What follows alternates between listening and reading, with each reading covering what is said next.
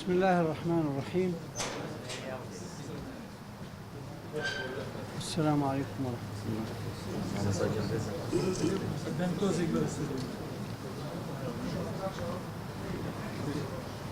الذين يبلغون رسالات الله ويخشونه ولا يخشون أحدا إلا الله وكفى بالله حسيبا. بەڕێزان جەماوەری ئازیزی کوردستان، هاو کاروانیانی یەکگرتووی شکۆدار، کەمتر لە 20 ساڵە، کەمتر لە 20 ڕۆژی دیکە یەکگرتووی ئیسلامی کوردستان ئەچێتە 24 هەمین ساڵی تەمەنی.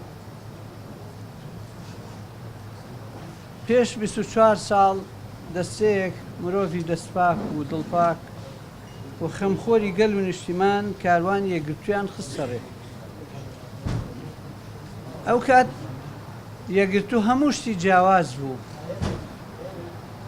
و ئێوێ بەو جیاوازیەی خۆی بمێنێتەوە.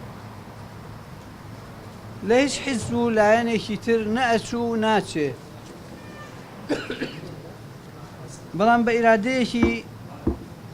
بەهێز و عەزمێکی بەرز و بە ئیلهام لە ئایەتی پیرۆزی ئین ئوریدو ئیلا الإصلاح ما استطعت وما توفیقی إلا بالله عليه توكلت وإليه أنيب دەستی دایە کاروانی و کاری یەکگرتوو. کاروانی یەکگرتوو لەو ڕۆژانەوە بە تەنها ڕێگە ئەبڕێ، هەوراز و نشێ و ئەبینێ و بە تەنیا و تاقانە چێژی ساڵحانە لە کاروباری خۆی ئەبینێ. گوێمان لە دژایەتی و حەساسیەت و حەسوودی کەس نەبوو، حسابمان بۆ پیلان و ستەم و تەوسانەوە و مەحرومیەت نەکرد. تەحەمولی جۆرەها پێشێلکاری و سووتان و کوشتن و ئازار و بێنازی کرد. بەڕێزان، یەکگرتووەکەتان بە موزایدە و قسەی پوچ و پوکاوە و بێواتا و مانە نەناسراوە. یەکگرتوو بە خەڵکێکی ڕەوشبەرز و بە کردار و پلاندار و بە سەلیقە ناسراوە. ئەو کاتێک کە کابینەی هەشتەمی حکوومەتی هەرێمی کوردستان پێکهێنرا، یەکگرتوو یەکێک بوو لە 5 حیزبە پێکهێنەرەکان. بە دڵسۆزی و بە هیممەتەوە چۆ مەیدان و دەست بەکار بوو و سەرەتایەکی گەرم و گوڕ دەستی پێکرد. بەڵام بەداخەوە زۆری پێنەچوو نەفەسی شەڕی ناوخۆی ڕابردوو و موزایدە و مراوەغەی سیاسی نوێ و یەکتر نەخوێندنەوە و غرور و عەنات نەیهێشت ئەو کاروانە و ئەو کابینەیە بەردەوام بێت. لەوە خراپتر پەرلەمانی کوردستان پەکخرا و پرۆسەی سیاسی لە کوردستانە چووە قۆناغێکی پاشەکشەی زۆر.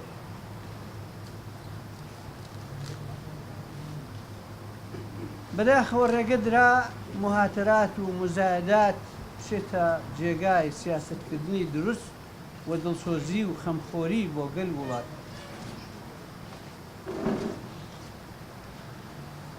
نائومێدی باڵی کێشا بەسەر هاوڵاتیانە، قەیرانەکان لە توانای حکوومەتە نەبوو چارەسەری بکە و ئێمەش لە یەکگرتووی ئیسلامی کوردستان بە حکمی ئەو پابەندی ئەخلاقی هەمانە ویستمان بەردەوام بین و کاریشمان کرد. وێڕای ئەوەی کە تێبینی زۆرمان لەسەر ئەدایی حکوومەت و سیاسەتی ئابووری و ئیداری حکوومەت هەبوو، بەڵام ویستمان پشتگیری بین و پشتگیریشی بووین، لەگەڵی بووین و زۆرێک لە مەسەلە ئاشتی خوازەکان، ئاشتەوایی، مەسەلەی ڕاستکردنەوەی بەعزێ گیر و گرفتی بەردەم ڕێگای حکوومەت بەبێ درێغ کارمان لەسەر کرد بەڵام بەداخەوە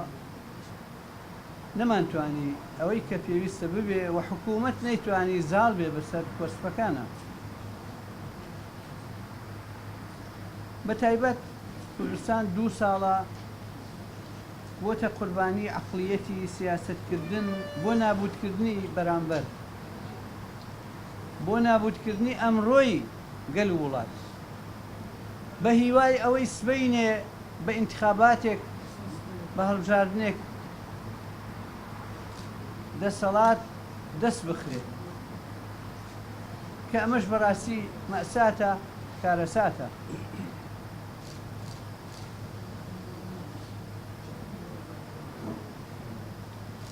لە کۆتایی ساڵی 2007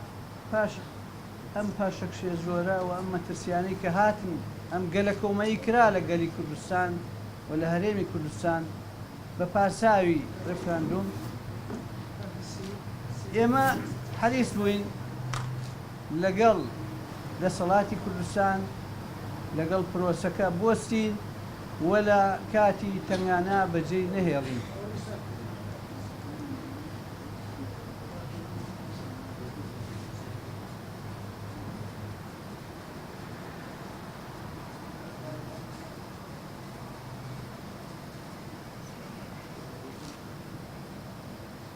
بێگومان ئەو ئینتیزاری ئێمە ئەو چاوەڕوانی ئێمە وەکو پێویست وەڵامی دەست نەکەوت نەمانتوانی چاکسازیەک قەینە ڕێ دڵخۆشکەر بێت بە تایبەتی مەسەلەی موچە و بژێوی خەڵک کە مانگ بە مانگ و ڕۆژ بە ڕۆژ بەرەو خراپتر چوو و ئێمەش بەڕاستی ئیحراج بووین لە بەردەمی گەل و نیشتمان و هاوڵاتی و تەنانەت ڕێخستنەکانی خۆمانەوە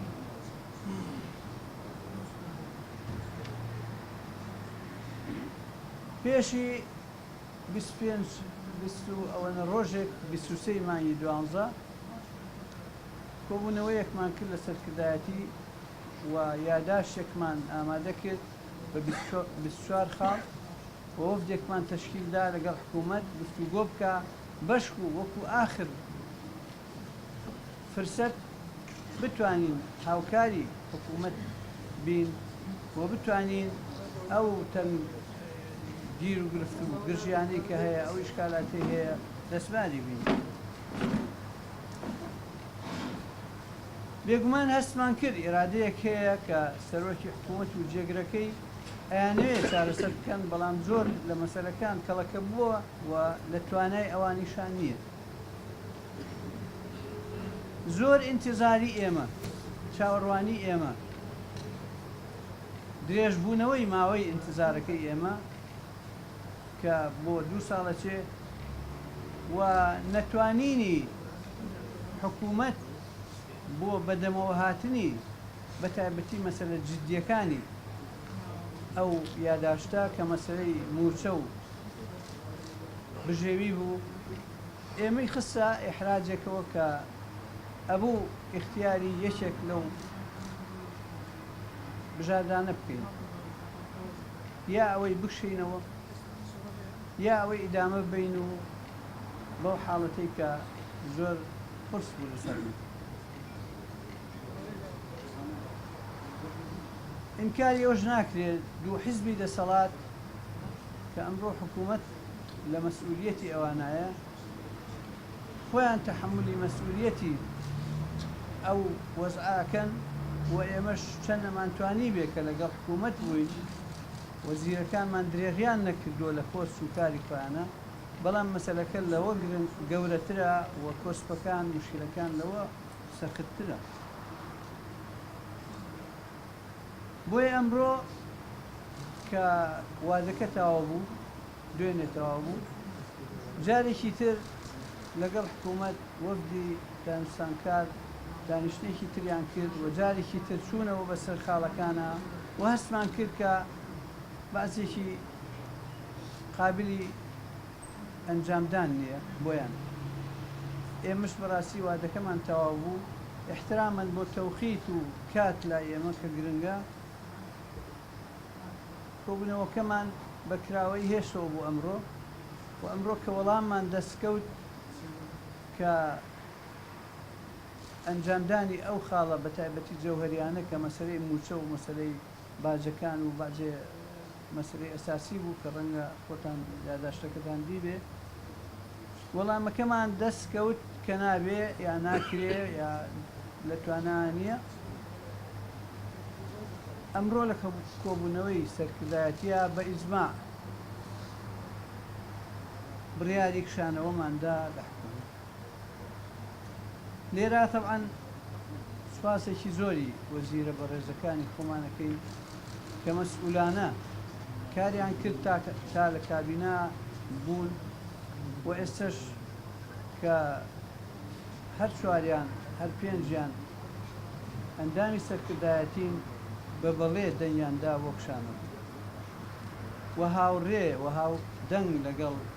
هاوڕێکانیان براکان و کوشتەکانیان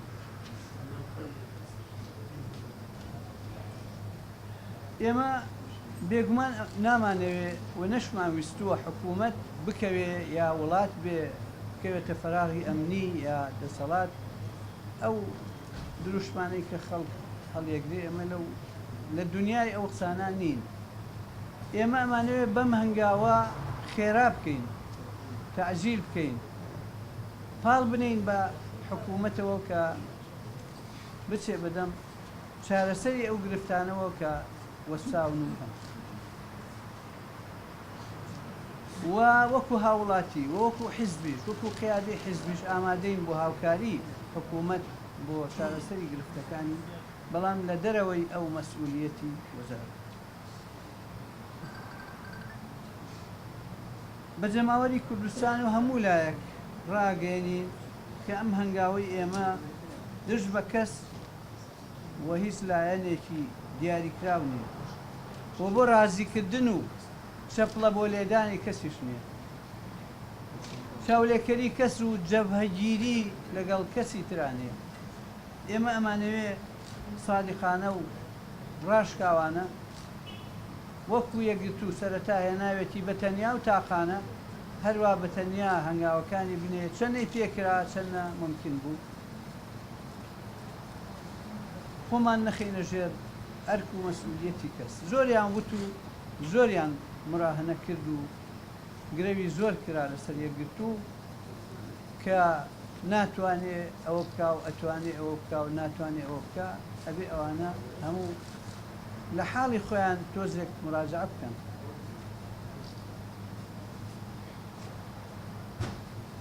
ئێمە لێرە سوپاسی وەزیرە بەڕێزەکانمانەکەین دەستخۆشیان لێکەین ئەزانی درێغیان نەکردووە ئەو مقداری کە ئیمکانات لە بەردەستیان ئابووە و ماندوو نەبوونیانەکەین و ئومێد دەکەین کە برا وەزیرەکانی تریان هەروە بەردەوام بن لە ئیشەکانیانە و حکوومەتی هەرێمی کوردستان فرسەتی چارەسەری ئەو گرفتانە و چاکسازی لە ئەو مەجالانی کە هەیە لە سەقەتی و لە گەندەڵی و لە ئیشکال کە هەیە لە کاروبارە بتوانن حکوومەت بۆ وەزیرەکانی تر موفق بن لە ئیشەکانیانە و سەرکەوتوو بن بێگومان ئێمە لە یەکگرتووە سوورین لەسەر ئیسلاح وە گۆڕانکاری ئاشتیانە و مەدەنیانە و دموکراسیانە و حەریصین لەسەر چاکسازی ڕیشەیی و بە هەناسەیەکی دڵسۆزانە و بە هیواوە لەگەڵ ئەمڕۆ و لەگەڵ ئایندەی ئەم گەل وڵاتە هەڵس و کەوتەکەین و بێگومان لەگەڵ ئەوەشا لە جەنگاین دژین بە گەندەڵی و بە نائەدالەتی و بەردەوامیشە بین لەو خەڵاتەی خۆمان و لە پێشەوەی کاروانی ئاشتیخوازی و کاری مەدەنی و دوور لە تون و تیژی و پەرگیری هەڵگیری خەمی قوڵی هەژاران و لێقەڵماوانی و شانازیەکەین کە لە خەڵکی چەوساوە و مەحروم و بێنەوای ئەم گەلە ئێمە نزیکی خەڵکی ئێمە لەو خەڵکانە نییە کە چوو بێتە دنیایەکی تر لەگەڵ میلەتی خۆمانەشی